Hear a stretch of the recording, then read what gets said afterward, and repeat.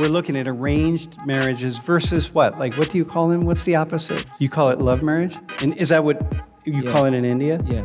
Most people, do you call it love marriage? What do you call it? Love marriage? Yeah. You mean there's no love in arranged marriages? Hang on, we'll get to that in a second. Don't answer that question.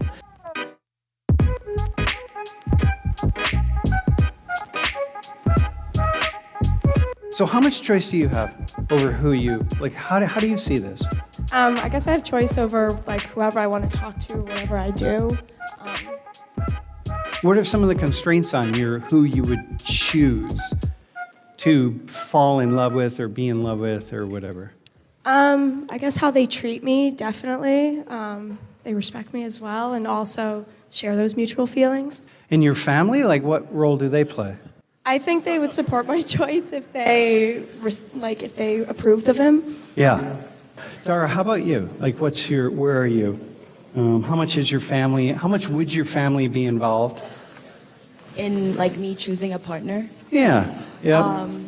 My parents would want to know who he is, what he's doing, where he's from, why I'm choosing him. Mm-hmm. But they would like give me 100% like decisions. Like I would be the only one who make decisions. Mm-hmm. What would be the conditions under which your parents or your family might say, hey, this isn't going to work. This is like a really bad relationship?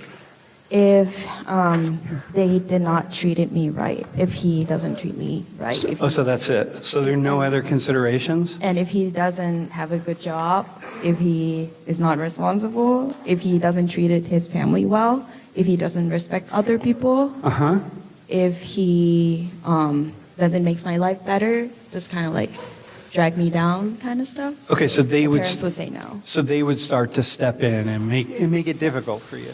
Yes. And then is that the same for you, Lena? Yes, definitely. Also, my friends as well would probably be doing this thing. You know, one of the things that I'm always trying to do in this class is complexify everything. And oftentimes, you know, we get these binaries, right? Like, you know, love marriage and arranged marriage, and like, oh, they're two totally different things. And remember when we had the conversation which led to this, and we talked about Saudi Arabia and China and the US, and remember, and I was saying like your freedom, like whether you have cameras on you or don't have cameras on you, whatever, it really doesn't matter very much. We're all living in this space in between.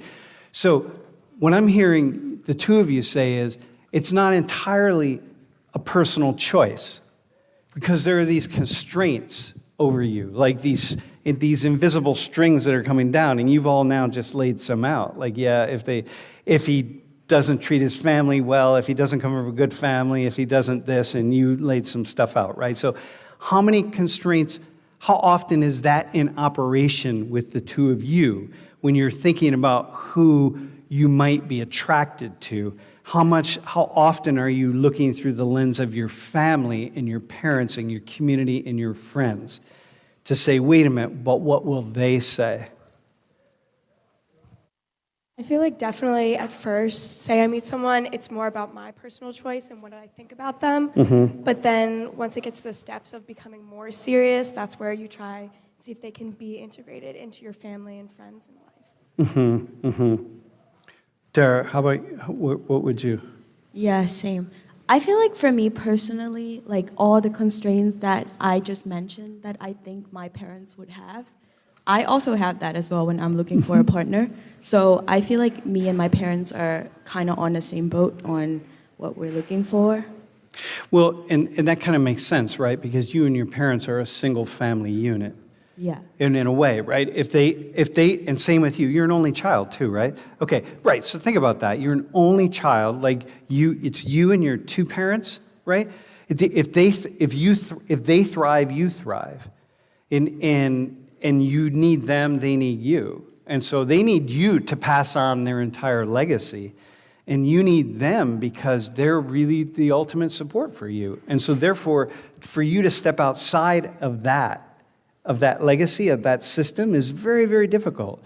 So there's a way in which, okay, now we've moved from pure personal choice down here, and it's not that you're way down there where you just kind of wait for your parents to go find a partner for you. But you've started moving down a little bit. Like their choices are your choices. Thoughts about arranged marriages? Two people got married. They didn't know each other at first, but like their family chose the partner for them. And I think too, it's also like how families like interact with each other. Like you pick a family that you like because you like them, but like kind of like Romeo and Juliet, I guess. Like you don't want to pick a family that you hate. And who picks it though? Like who are the people making the choice? What's your sense of things? Usually grandparents, maybe. Grandparents, you think? What do you think? Parents. Yeah. How do they pick? This would be interesting, right? Well, hang on. How do they pick, do you think? Like, what goes on? I think they may know like some family that like very well established family. They know that these family comes from like a very good background. They know their son, and their son like have a very good job, very successful, very kind to his family. So they just kind of like put two people together. Or and they're they- compatible perfect somehow. match. Yeah. In the end, it's families that get married, right? How many of you have parents who the two sides of their families just hate each other? Like they don't get along at all? Raise your hands. Yeah. All right, so listen, can you pass on? So your parents are in an arranged marriage. Yeah. So what happened? Can you walk us through? The way my parents got married was... Wait, he's from India, by the way, okay, so go ahead. The way my parents got married was my dad went to see my mom. And in India, it's very different, actually. The way, like, it's not just that families know each other. Sometimes they do. Like, there are obviously different instances. But something that's a big deal is these matchmakers, which is a whole business. There's something called Shadi.com, which literally translates to marriage.com. It's like, think of Tinder, but it's your profile, and the person swiping is your family, so it's not you. So they'll make like it's called a bio data, or it can be physical. It can be like someone who has like documents, like a picture, what the person does, their qualification, height, weight, whatever, and they'll go to different families. They'll talk about, okay, you're looking for this kind of a person, okay, and then they might pick.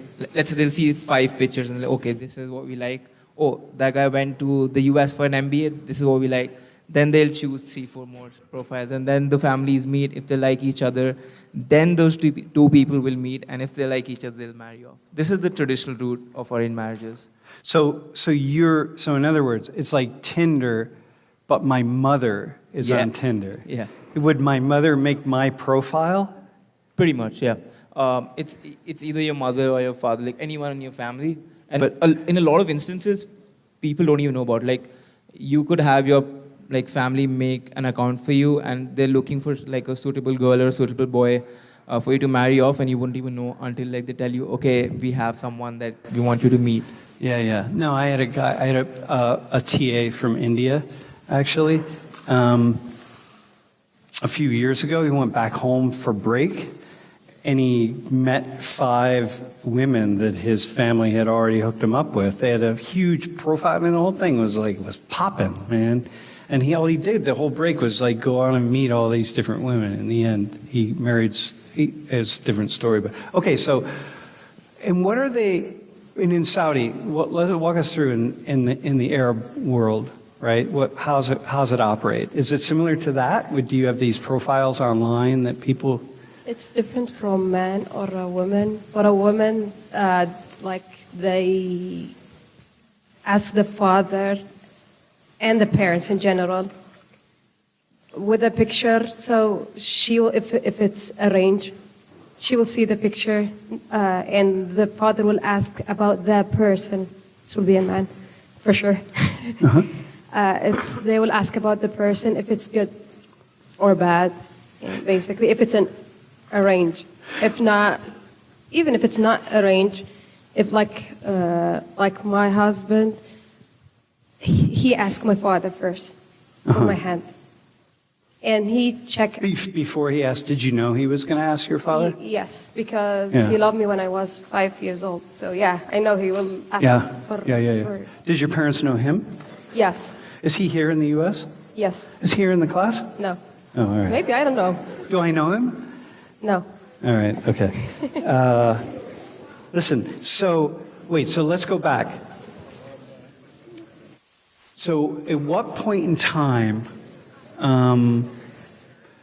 so let's just stick with arranged marriages in Saudi as an example, or in Khaliji countries, right, in Gulf countries, right? So the idea is you have kids, the family is starting, like what Ansh said, the family is starting to take responsibility for finding a partner for their child, right? So they're already thinking. But like they need to ask for like the personal approval. Like they cannot say, "Hey, you will get married for this person." Yeah. No, they will ask the girl before she chooses to get married. Yeah. But that's not true for everybody, right? I mean, at Yes. your social class, but mostly, but there are instances where people Yes. just get married off, Yes. right? Bro, do you? So in India also there's a similar thing. In most cases so the way arranged marriages used to happen was based on the whole caste system, which is a whole another conversation. But there are instances where obviously they'll show you the picture, like even if it's arranged, you'll have a say in it. But a lot of times, marriages in like small villages and towns are done for dowries, right? So when you marry when a guy marries off a girl, the girl's family will give a dowry to the guy's family. So And the they'll- dowry, explain what a dowry is. Dowry is basically, it's called a gift, but it's not really a gift. Think of it like tax or something, right? So when you marry off your daughter is technically a liability. And when you marry her off, you have to give a tax because the groom's family is doing some sort of favor on you of taking the bride away, which is very archaic, and this isn't like, it's illegal now in India, so there are laws against this, but still happens somewhere. And so it could be a car, a refrigerator, washing machine, money. Like, there's lots of things that happen, used to happen, still happen somewhere. And this was one of the main reasons why people used to do arranged marriages in smaller towns and cities, and also because when the caste system used to be prevalent, they never wanted mixing their bloodlines. So a person from a higher caste would obviously only marry a person from another higher caste because they wouldn't want the bloodlines to mix. And there was a lot of, as you said, the homophile and Philos, yeah. Yeah. So it keeps it's like similar to here, the class system. And there's a lot of class stuff that's in operation, right? Like for the two of you, like two of the invisible strings are class. Like if you bring someone home who's of a much lower class than your parents or your family, I'm assuming you're not from lower class in Thailand. You wouldn't be here if you were. So like there are class constraints on you, right? Like if you fell in love with some American guy, like this dude right here, and he's from the working class in the US, like is that gonna fly with your parents?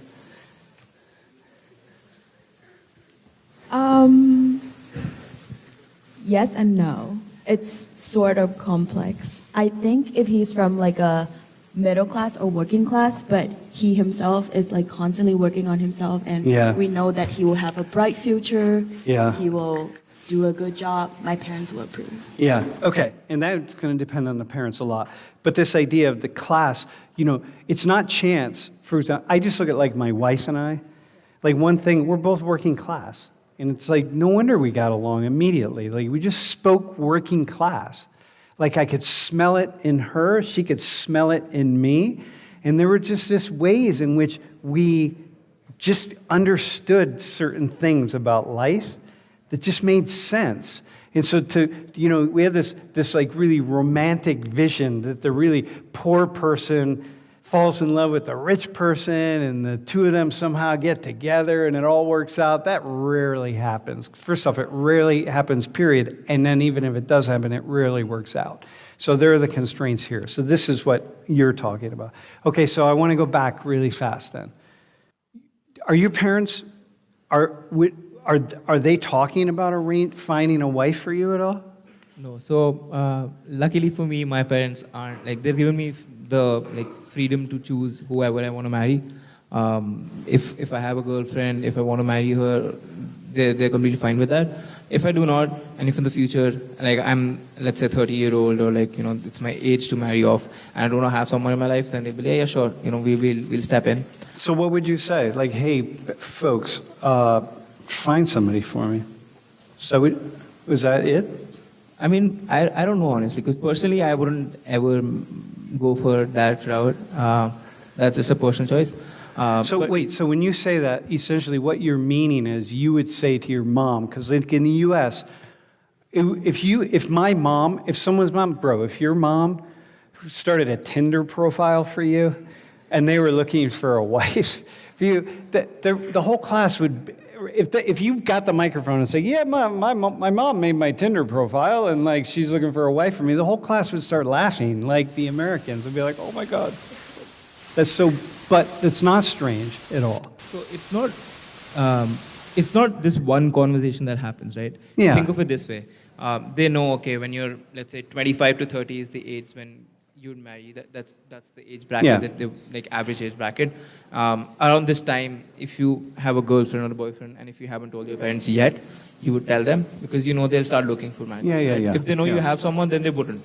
But they'll ask you, do you have someone? But some parents would still, right? Still, yeah. Because you got to have friends. Because I have lots of Indian students whose parents are just like, I don't give a damn who you find. Like, you're going to have to go on these dates with people who we meet, And who we pick for you. yeah, and there's a lot of constraints in that. Like as they mentioned, obviously not class or caste, right? But religion. Like for me, I know my parents; they'll be fine with me marrying a Christian. Like my mom would be like, "Oh, if we prefer if you marry a Hindu because you're a Hindu," but they'll be fine. But me marrying a Muslim would be a problem, and I wouldn't have a problem personally. But that would be a problem because where I come from and how they've grown up, that's not something they'll be fine with. Like.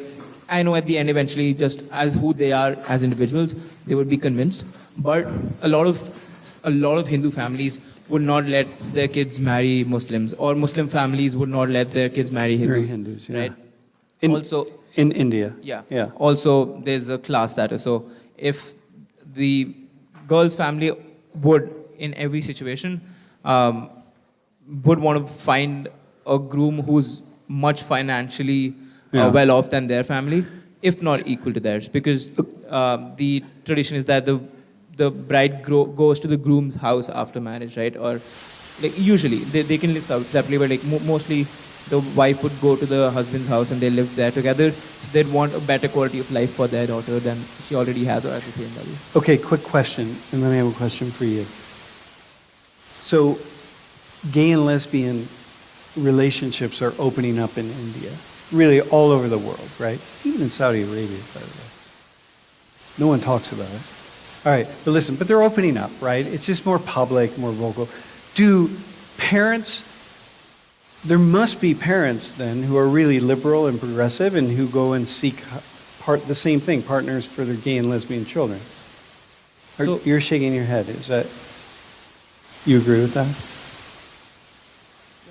Thailand is very progressive about LGBTQ plus and like sexuality. We know we have Pattaya, like the biggest, place that you could find like beautiful lady boy, and we have a very famous, what's the word, like sexual something surgery, like when you like have surgery. Yeah, reassignment surgery. Yeah, sexual reassignment Dude, surgery. people go there from all over the world because it's inexpensive. Beautiful work, beautiful work. So I have an uncle who is gay, and some of my family members are gay too, and they are very open about that. Uh-huh. And we have yet legalized same-sex marriage, but we're working on it. Uh-huh. So it must be then, dude, high five to you all, man. And so in India, so we're going to start to see the same thing with people. It has been legalized. So I think Yeah. it was 2016 or I don't know. Basically, recently, like a few years back. Until then, it was illegal. Like if you got caught with someone of the same sex, you'd be behind bars, and it was such a big crime. Yeah. But now it's totally legal. People do it. People are getting married to the same sex. It's not a problem. However, I personally haven't seen a lot of instances of arranged marriages for gay or lesbian couples, and that's just something because it's not something people are still public about because that's considered taboo. Yeah, I do have friends, by the way, who arranged a marriage for their daughter who's lesbian.